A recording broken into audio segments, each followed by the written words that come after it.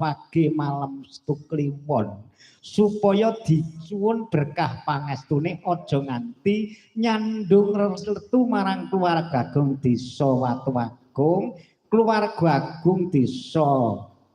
Tagung kene tansah pinaringna tentrem, ayem, jenjem lan sumengkem. Oh ngono. Sing diarani merti bumi.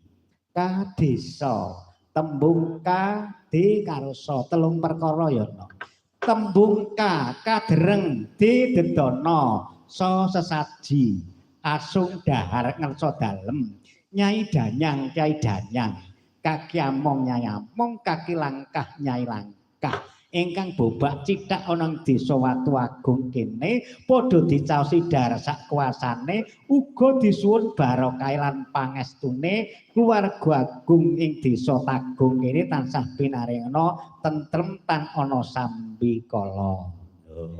Amin. Kaping telune sing darane rasulan merti ngaruhi Kanjeng Nabi Rasul. Nah, gandeng aku netepake wajib ayuh padha diperti kawruhi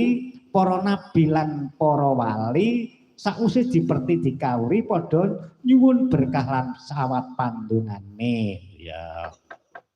muga wae keluarga ing Desa Watuagung anggone golek pangupa jiwa di papan ngendi wae diparing ana gangsal lancar ora ana sambikala apa-apa semono uga ya nok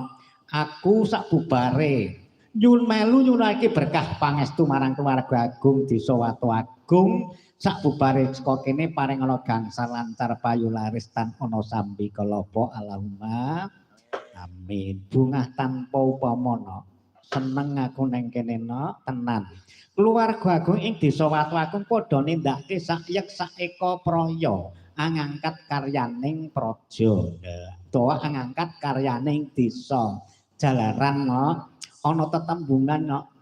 ana desa mawa cara negara mawa tata seneng sing beda agama ora padha sulaya beda panemu ora padha digawe padu nindakake golong gilik sedyaning kayun anggone merti ngaruhi desane tenan kok nek sing mampu ora masalah merti desa nek sing kurang mampu ekonomi rendah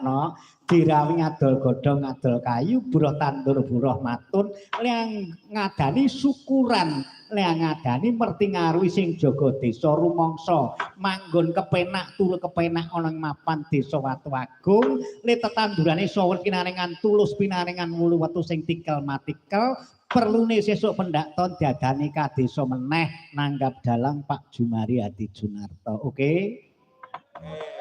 nek yo aja larang-larang kok ya werna-werna nak yo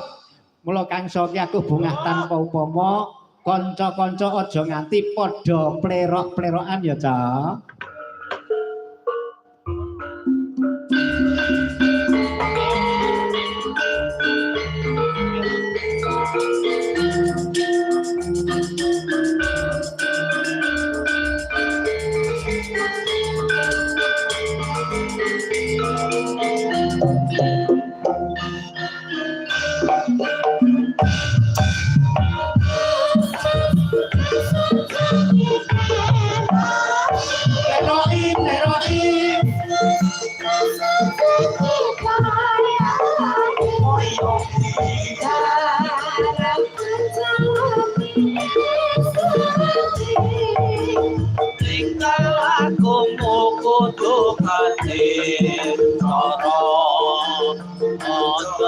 tinggal kami panen kami pura